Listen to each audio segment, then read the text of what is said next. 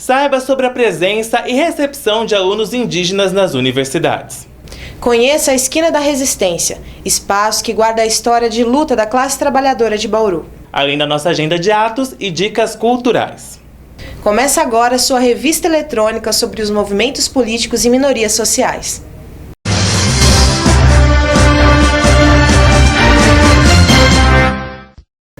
Boa noite. Boa noite. O dia 20 de novembro foi escolhido como o Dia da Consciência Negra. A data é uma homenagem a Zumbi dos Palmares, um importante líder quilombola que morreu lutando contra a escravidão no Brasil. E o mês de novembro é dedicado a eventos e discussões a respeito do racismo, feminismo e a cultura afrodescendente. O Voz da Margem acompanhou a Marcha do Orgulho Crespo, que aconteceu aqui em Bauru. Close, lacração e tombamento. Só de olhar para essa galera, já dá para ter uma ideia do que significam essas gírias, usadas para definir o impacto dessa estética por onde passam. A segunda marcha do Orgulho Crespo foi realizada em Bauru no último dia 12. O ponto de partida foi a Praça Rui Barbosa. Em seguida, os membros e simpatizantes do movimento desfilaram a cabeleira pela rua Batista de Carvalho, até a antiga estação ferroviária. Então a marcha vem para quê? Como já deu esse boom, os negros entenderam que não tem padrão, o meu padrão é esse, meu cabelo é esse, então é esse que eu vou usar. Então já que esse boom explodiu, nada mais justo a gente descer, enfrentando a sociedade, mostrando com cacho, com cabelo, com altura, com volume, com frizz, com trança, com turbante, com tudo, que é o da nossa origem. E teve crespo de todo jeito, solto, preso, colorido, discreto ou armado, todos com muito estilo. O movimento do Orgulho Crespo começou com mulheres negras que cansaram de esconder seu cabelo com chapinha e química. O que elas querem é que sua identidade negra seja evidenciada. Outro objetivo do evento é apoiar e ajudar as mulheres que desejam fazer a transição capilar, que é o processo de abandono do cabelo alisado quimicamente para assumir sua forma natural. A minha transição foi tranquila porque eu tinha convicção do que eu estava fazendo. É preciso ter coragem, não é fácil pegar porque a beleza não existe, uma questão da quebra na autoestima muito grande, principalmente uma mulher acostumada a ter cabelão, porque, né, aqui no Brasil é muito comum, a mulher tem que ter cabelão para ser feminina, para ser sexy, aquela coisa toda. E aí tu sair desse momento do cabelão, com o cabelo curtíssimo, para poder começar de novo, é bem complicado. Então eu tinha essa consciência de tipo, cara, eu não tô bonita, mas é o que eu preciso passar para daqui a pouco ficar. Eu me senti totalmente livre. Por que eu não fiz isso antes? Nossa, aí eu descobri o mundo. Aí eu comecei a comprar faixinha, flores e assim. Nossa, e aí eu me aceitei, me amo, adoro meu cabelo hoje. Se acordar bagunçado, tudo bem, é o meu cabelo, eu me amo assim. Não é feio, cabelo crespo não é feio, é lindo. Basta a gente acreditar nisso. E é muito importante esse empoderamento das meninas para passar para outras meninas. O empoderamento e reconhecimento da identidade afro foram temas das rodas de conversa que ocorreram durante o evento. Os participantes debateram e discutiram sobre a prevenção e o combate ao racismo. Todas as atividades contaram com o apoio da Casa do Hip Hop e da Associação Cultural das Tradições Afrodescendentes de Bauru. E nesse fim de semana, a Marcha do Orgulho Crespo será realizada no sábado, dia 26, em Montes Claros, Minas Gerais, e na cidade do Rio de Janeiro, no dia 27. Se você puder ir, não perca. Vamos lá então. E a edição 2017 da Feira Literária de Paraty, a Flip, vai homenagear a vida e obra do escritor negro Lima Barreto. Com estilo informal de escrita, Lima Barreto foi jornalista, mas também escreveu romances e crônicas de costumes, descrevendo o Rio de Janeiro do início do século XX. Em seus livros, ele retratou um olhar crítico sobre as injustiças sociais do Brasil, principalmente em relação ao racismo, do qual também foi vítima. Uma maior demanda pela presença de negros na Flip se intensificou bastante nos últimos anos, e foi alvo de críticas em relação à programação de 2016, em que a presença de mulheres foi incrementada, mas a de negros era nula. A próxima edição da Flip será realizada em julho de 2017. E o racismo continua sendo um grande problema social no Brasil. O mito da democracia racial encobre o racismo velado que precisa ser descoberto e combatido, pois prejudica a vida pessoal, profissional, social e familiar de grande parte da população negra brasileira. E esse é o tema da crônica de Flávio Isidoro. Conheci o racismo cedo. antes mesmo de saber que era assim que chamavam. Nosso primeiro encontro foi na escola, quando eu pintava um desenho para o Dia das Mães. Pintei meu desenho de marrom, pois esta era a cor que mais se assemelhava à pele da minha mãe. E como eu era a única criança negra na sala, todos os alunos pintavam o Dia das Mães do famoso cor de pele. Ao recolher os desenhos, minha professora separou e perguntou quem havia feito aquele desenho tão feio. Eu sabia que era o meu, mas ainda achava que ele estava lindo, porque finalmente tinha aprendido a desenhar os caixinhos da minha mãe. Ela caminhou até a mim com um desenho erguido, com uma bandeira, enquanto todos me encaravam assustados. "Esse desenho é seu?" ela disse. Acenei afirmativamente, enquanto ela amassava o meu desenho e falava: "Eu não acredito que você pintou de marrom. Que serviço de vagabundo. Por acaso você tem cor de pele? Eu te empresto da caixinha. Agora vai fazer da outra cor certa." Hoje, depois de muitos anos, digo ao mundo: a minha cor é a certa. Que cor? Chamam de negros, de gente de cor. Que cor? Negra. E como soa lindo negro. E que ritmo tem negro, negro, negro, negro. E no próximo bloco do Voz da Margem, você vai conhecer quais são os direitos e deveres que amparam a adoção homoafetiva, além de conferir uma reportagem especial sobre a Esquina da Resistência. A identidade de gênero, ou seja, se somos identificados como homem ou mulher, é uma determinação feita quase no mesmo momento em que nascemos. Mas essa classificação não contempla a todos. As pessoas transgêneras não se identificam com o gênero com que foram designadas ao nascer e exigem respeito. Segundo uma pesquisa realizada pela ONG Transgender Europe, o Brasil é o país que mais mata travestis e transexuais no mundo. Por isso, o movimento transfeminista reivindica direitos como o respeito e o uso do nome social e de registro, a retirada da transexualidade da lista de doenças da Organização Mundial da Saúde, além de incentivos a políticas públicas contra a transfobia e o preconceito desde a escola até o mercado de trabalho. As pessoas trans merecem respeito e seu espaço na história. Diga não à transfobia.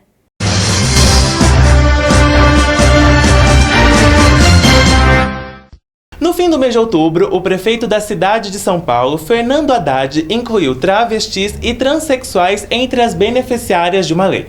O decreto foi publicado no Diário Oficial da cidade. A lei prevê a parada em locais que obedeçam ao trajeto regular do ônibus e onde não seja proibida a parada de veículos. Assim, não é permitido descer fora do ponto, em corredores exclusivos de ônibus, em viadutos, pontes e túneis. O benefício passou a valer somente no horário de operação noturna, que se inicia às 22 horas e vai até às 5 horas da manhã do dia seguinte, em dias úteis, feriados e fins de semana. Pessoas que estiverem acompanhando as mulheres e os idosos também poderão desembarcar nesses locais. Os motoristas deverão ser avisados com antecedência. Só em 1986, o primeiro casal homoafetivo conseguiu realizar legalmente uma adoção nos Estados Unidos. De lá para cá, mesmo que a passos lentos, a lei tem mudado para que essas pessoas consigam realizar o sonho da adoção. E hoje, a coluna Pela Lei traz mais informações sobre a adoção homoafetiva aqui no Brasil. A adoção transforma em realidade a vontade e o sonho de muitos casais, ter filhos e construir uma família. Isso inclui também casais formados por pessoas do mesmo sexo. Felizmente, a adoção homoafetiva é uma realidade que tem se tornado frequente nos dias de hoje. Nós trabalhamos com todo o processo de inclusão e visto que aqui o que prevalece realmente é a responsabilidade e o amor. E um casal homoafetivo, para se tornar já uma família, só basta ter um filho, uma filha, tá certo? E a disposição de ter esse filho, essa filha, tem que partir deles, sem nenhuma timidez, sem nenhuma exclusão, porque o nosso processo aqui é inclusão. Então nós queremos ter conosco todas as pessoas e oportunizamos ter todas as pessoas, independente de credo religioso, independente de cor, independente de idade e independente de gênero. Um dos requisitos para adotar uma criança é o casal possuir união estável. Desde 2011, o Supremo Tribunal Federal, STF, reconhece a união estável de casais homoafetivos, facilitando assim o processo de adoção por esses casais. Miriam Santos é casada com Ana Cecília Santos. Elas entraram com o processo de adoção em 2013 e, após um ano apenas de espera, conseguiram a guarda das crianças. Hoje, elas são mães do Guilherme e do Jorge. Eu mesmo que decidiu que íamos adotar, né? A criança ia partir para a fila de adoção. A gente casou primeiro, a gente fez a união estável. Aí quando saiu a liberação que liberou, né, para casamento homoafetivo civilmente no cartório, a gente esperou e fez a conversão. Aí fomos lá, fizemos o casamento no civil, tudo certinho. Então quando a gente entrou para os processos no fórum, como a gente estava casado, no civil, tudo certinho, não teve muita burocracia, muito problema não. Foi até rápido. Ainda existe muito preconceito em relação à adoção por casais homoafetivos. No entanto, para Miriam, o amor e a resistência devem sempre falar mais alto, e desistir não é uma opção. Se tiver amor, tiver realmente interesse, vontade, desejo de ser mãe, e tiver toda a paciência do mundo, acho que não tem nada que impeça nesse mundo, né? Tem tantas crianças aí, no meu caso que foi adoção, precisando, né, de um colo, de um carinho mais próximo, não que vamos dizer que eles não tenham lá, mas é mais limitado. É mais difícil, né? O pessoal que tá lá tá trabalhando, são cuidadores, né? Não tem tempo de dar um carinho, dar um lar, dar uma individualidade para essas crianças, né? Que eles precisam. E aqui em Bauru, a OAB conta desde 2013 com a Comissão da Diversidade Sexual. Seu objetivo é qualificar advogados que desejam trabalhar com as causas LGBTs. E além disso, a comissão realiza atendimentos para orientação jurídica. O agendamento deve ser realizado previamente na Secretaria da OAB, localizada na Avenida Nações Unidas 3030. O contato também pode ser feito através do telefone 14 3227 3636. O Movimento Social de Luta, MSL, é conhecido na cidade de Bauru e região pelas várias vezes que ocuparam o prédio da prefeitura e pelos acampamentos que têm espalhados pela cidade. A principal bandeira do MSL é a reforma urbana. Conheça quais são as reivindicações, as origens e a forma de luta desse movimento social. Aqui no assentamento Morada do Sol vivem 132 famílias, porém em Bauru há 8 acampamentos igual a este, com famílias em busca de um lar. O MSL completou 3 anos em Bauru no último dia 22 de novembro. O movimento já realizou algumas ocupações no prédio da prefeitura e na Praça das Cerejeiras, com o objetivo de chamar a atenção do poder público para as suas reivindicações. O movimento MSL é um movimento social que trabalha para quê? Para que a gente conquista uma coisa que outras pessoas que têm dinheiro estão conseguindo sendo que a gente poderia estar conseguindo isso sem custo nenhum. O grupo surgiu de uma ruptura do Movimento dos Trabalhadores Rurais Sem Terra, o MST. Desde seu nascimento na década de 80, o MST reivindica a reforma agrária. Já o MSL reivindica o direito à cidade através da reforma urbana. O MST é um movimento sem terra. Sem terra. MSL também somos um movimento sem terra, mas não dentro de Bauru. O assentamento Cristal, que fica no Tangarás, atrás da fábrica Cristal, conseguiu no começo do ano a outorga do governo e hoje várias famílias já estão construindo suas casas e morando na região. Mas a luta não terminou. Cerca de 5.000 famílias, organizadas em 8 acampamentos pela cidade, ainda lutam pela aquisição do próprio terreno. A história de Bauru e de seu crescimento está intimamente ligada ao calçadão da Batista de Carvalho. No cruzamento dela com a Rua 13 de Maio, há um lugar em que a história do crescimento econômico dá vez à história da luta dos trabalhadores e trabalhadoras que o construíram. É verdade, Dinan. E eu fui até lá descobrir a história desse lugar que se chama Esquina da Resistência. Vamos conferir então. Na década de 30, Bauru reunia o maior entroncamento de ferrovias do Brasil. Passavam por aqui 3 importantes linhas férreas: Sorocabana, Paulista e Noroeste. Foi a ferrovia a responsável pelo crescimento e formação da população bauruense.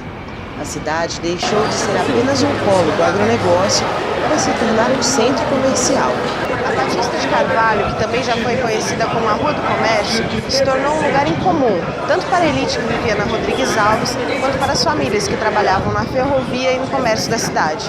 No cruzamento da Batista de Carvalho com a 13 de Maio, há um lugar em que a história do desenvolvimento do comércio dá vez à história da luta dos trabalhadores e trabalhadoras. Esse lugar ficou conhecido como a Esquina da Resistência. No dia 20 de novembro de 1982, membros do Movimento Negro Unificado realizaram na Batista de Carvalho o lançamento da revista Quilombo, que tratava das questões dos negros no Brasil. Mas, em um período de tanta repressão, ainda sob o regime militar, não foi tão fácil para os militantes concluírem o ato. E quando nós chegamos exatamente na rua do cruzamento da Batista com a 13 de Maio, que ali seria o ápice do ato, nós tivemos alguns problemas, né? A polícia não queria que a gente fizesse o ato ali, porque eles consideravam que discutir essa questão racial ainda em 1982 era algo que mexia, né, com o problema da segurança nacional, enfim, o Brasil não era um país racista, que era um processo de agitação e tal. E eles tentaram destruir as nossas banquinhas que tinham ali, né, e não deixar a gente fazer o lançamento da revista, né. Isso, de certa forma, irritou muito os militantes, né, e houve aquela discussão normal, a polícia até agiu de maneira um pouco violenta, né, agredindo alguns militantes, né, mas nós tivemos uma solidariedade da população que caminhava por aquela região, né. O fotógrafo Pedro Romualdo fez esse registro no dia da manifestação lá de 1982. E essa se tornou a primeira fotografia da Esquina da Resistência. A moçada entrou na brigaiada lá, foi um pau danado com a polícia, né? Bom, ao fim e ao cabo, para encurtar a história, nós ficamos e a polícia foi embora. Então ali ficou marcado como a Esquina da Resistência, né? E a partir daí, inúmeras atividades dos movimentos sociais e sindicais de Bauru aconteceram ali.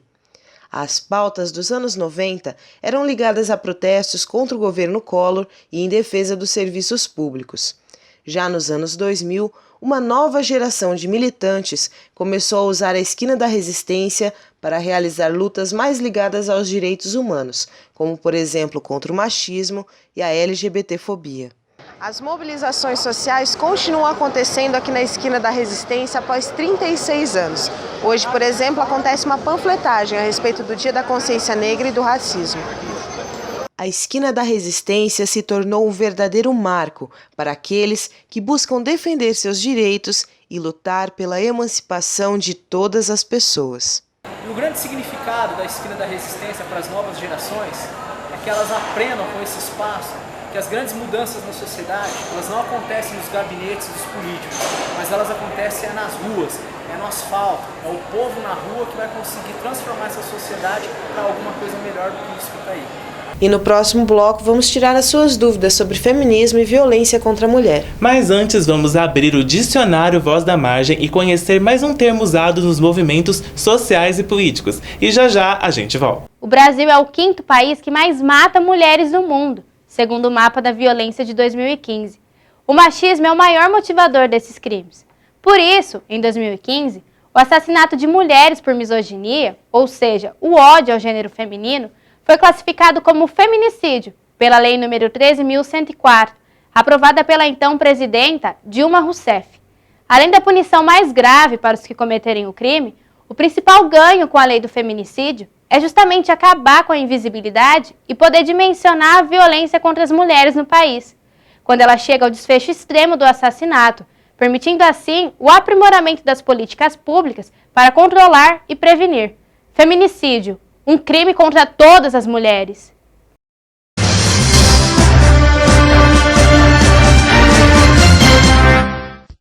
E no último dia 11 de novembro, mais um caso de feminicídio foi registrado em Bauru. A moradora do Parque Vista Alegre, Maristela Nicolau, de 58 anos, foi morta pelo seu marido Alexandre Aparecido Ceolino Dias. E segundo informações da PM, o acusado foi preso horas depois perto do local do crime. Em depoimento à polícia, ele contou que estava alcoolizado e que houve uma discussão com agressões mútuas. E depois da briga, Maristela teria caído desacordada e que morreu no local. Alexandre foi preso e está à disposição da justiça. Na Rússia, no começo desse mês, uma jovem transexual muçulmana foi esquartejada. O crime aconteceu após o pai da vítima pedir que a matassem, em uma entrevista a uma emissora de TV local. Adam Aliev, de 25 anos, se tornou Raina após uma cirurgia de mudança de sexo, feita em Moscou no início de novembro. E poucos dias depois se casou com um rapaz, também de origem muçulmana, identificado apenas como Victor. De acordo com as informações da emissora de TV russa, Raina já era discriminada por sua identidade de gênero, o que foi agravado após a sua decisão sobre a cirurgia de mudança de sexo. A polícia de Moscou investiga o caso e ainda não identificou nenhum suspeito pelo crime. E na Nigéria, uma travesti se torna estrela nas redes sociais e defensora dos direitos dos LGBTs. A jovem de 25 anos é conhecida como Bobrisky e faz sucesso na internet com os seus tutoriais de maquiagem. E por assumir uma personalidade rebelde e extrovertida, sem querer ela acabou se tornando uma defensora dos direitos dos LGBTs no país. Na Nigéria, a homossexualidade e a transexualidade são consideradas crimes, com a pena máxima de 14 anos de prisão. E na África do Sul, 2 homens brancos foram condenados a 60 dias de cárcere privado por tentarem trancar um jovem negro dentro de um caixão. O caso aconteceu em agosto deste ano e o vídeo foi parar no YouTube. Nas imagens, a vítima, Victor Moitola, está deitado em um caixão, enquanto um dos acusados tenta trancá-lo à força, enquanto a vítima tenta impedir a agressão a todo custo. Na porta do tribunal, mais de 200 pessoas protestaram contra os agressores. E o número de pessoas com AIDS que recebem tratamento com antirretrovirais dobrou nos últimos 5 anos, segundo informações da ONU. Nas estimativas, em junho de 2016, mais de 18 milhões de pessoas já tinham acesso a esse tipo de tratamento no mundo todo. Mas mesmo com esse número, a maioria dos países está longe de atingir o objetivo estabelecido, que é de tratar 90% dos pacientes até 2020, de acordo com a ONU. Não existe nenhum remédio que possa curar a AIDS.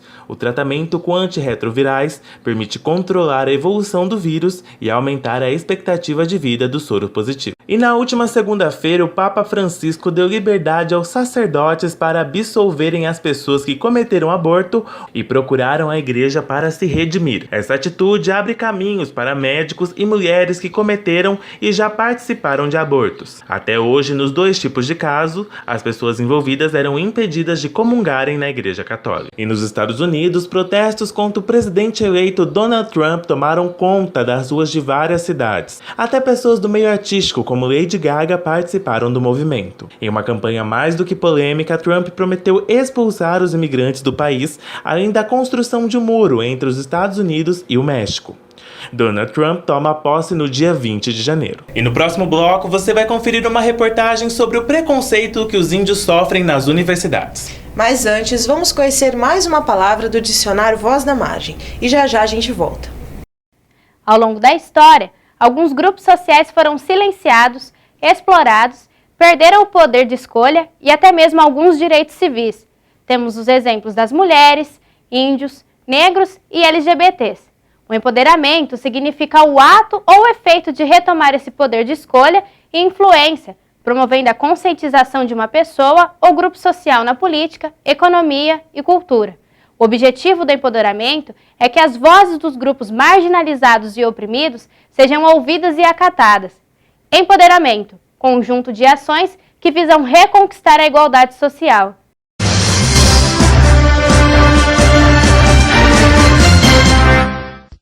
Outra minoria social que sofre com preconceito, Renata, é justamente aqueles que estiveram aqui primeiro, os índios. A falta de políticas públicas e informação dificulta o acesso deles para a educação. É verdade, Renata. Mas quando eles conseguem chegar à universidade, a troca de cultura e de conhecimentos é muito rica.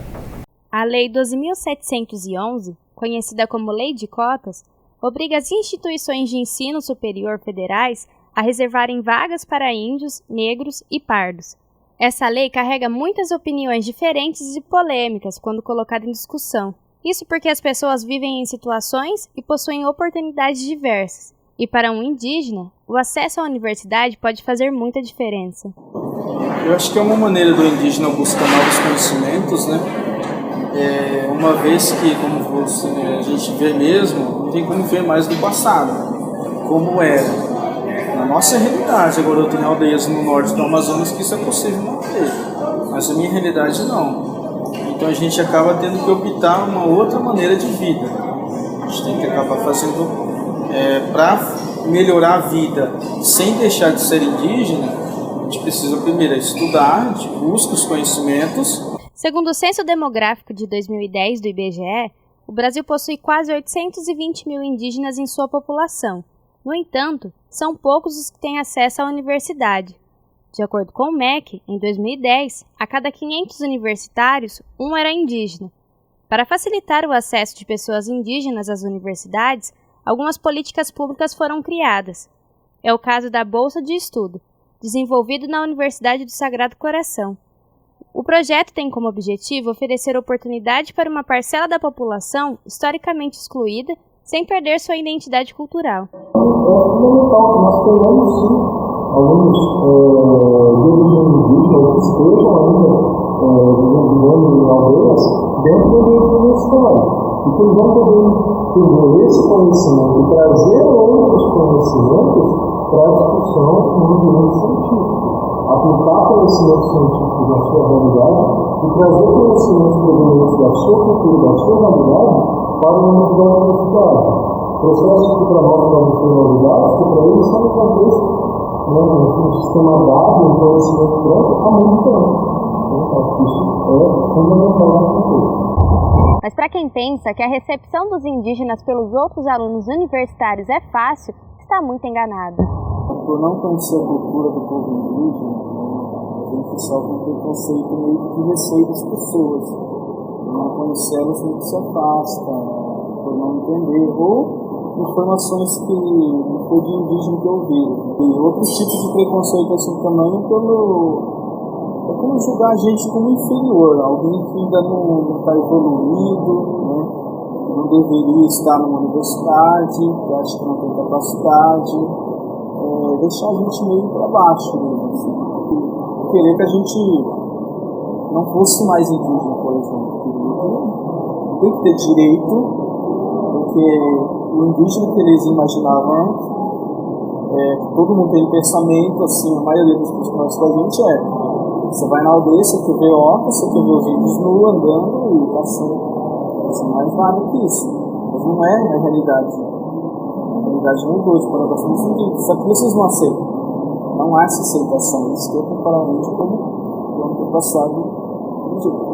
Como a cultura rica em histórias e sabedorias, cheia de crenças e conhecimentos, os alunos indígenas também oferecem muitas vantagens para os outros alunos com quem convivem. A gente está escrevendo uma história nova, né? Pretende escrever uma história, né? A gente buscando a universidade, a gente tenta mostrar que o indígena não é...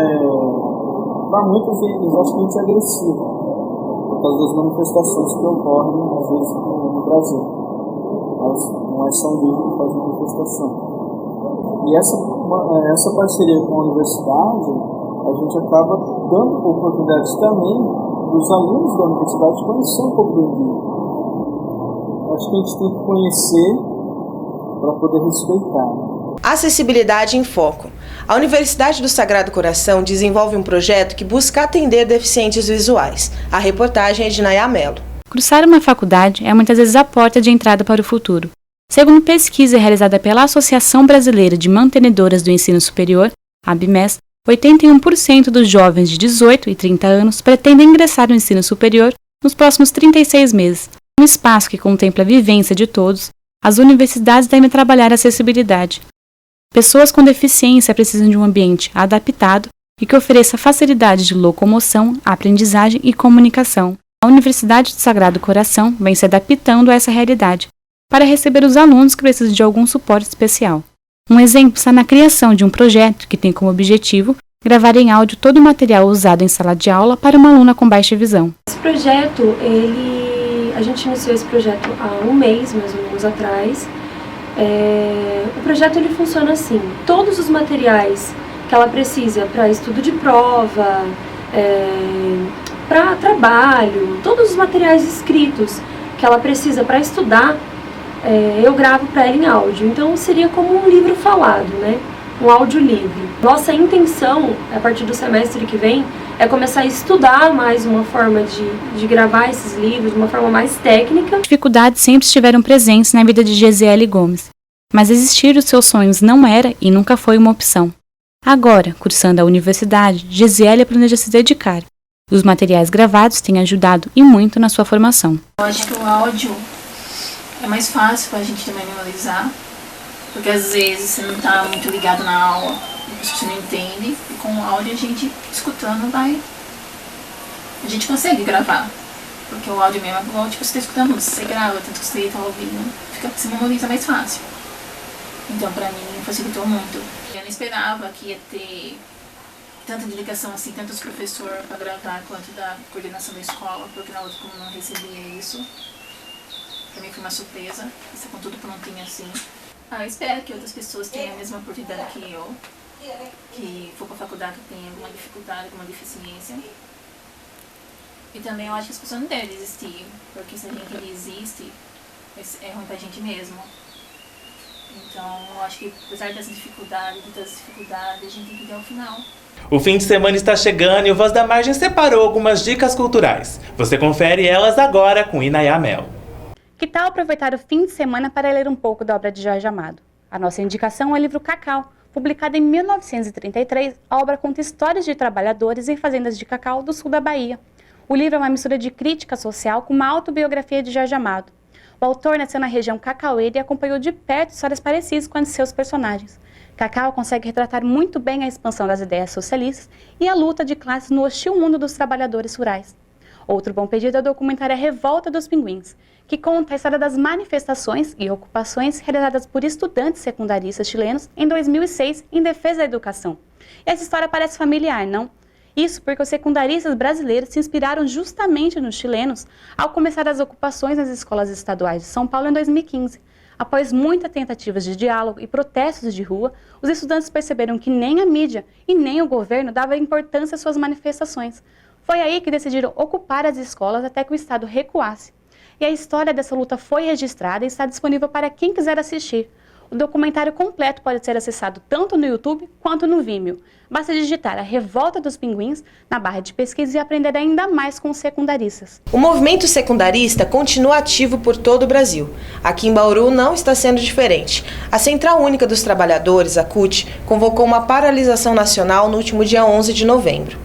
As atividades dessa paralisação foram realizadas juntamente com o movimento secundarista e com o coletivo de professores Chão de Giz. Das 8 da manhã até as 6 da tarde, os manifestantes fizeram uma vigília pela educação em frente à Câmara Municipal em protesto contra a PEC 55, que prevê o congelamento dos investimentos em saúde, educação e segurança pública, e também contra a reforma do ensino médio. Integrantes do Movimento dos Trabalhadores Sem Terra também integraram o ato, que terminou com um sarau repleto de música e poesias. Os secundaristas continuam realizando assembleias e organizando um movimento para combater os retrocessos do governo Temer. Centenas de universidades e escolas secundaristas estão ocupadas pelo país em protesto à reforma do ensino médio e à PEC 55, que passa essa semana por avaliação no Senado Federal.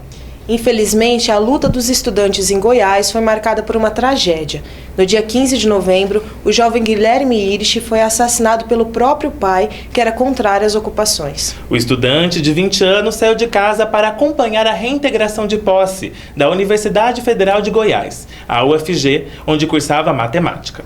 Seu pai, o engenheiro civil Alexandre José da Silva Neto, de 60 anos, o seguiu e atirou contra Guilherme, que morreu na hora. Em seguida, o pai se suicidou.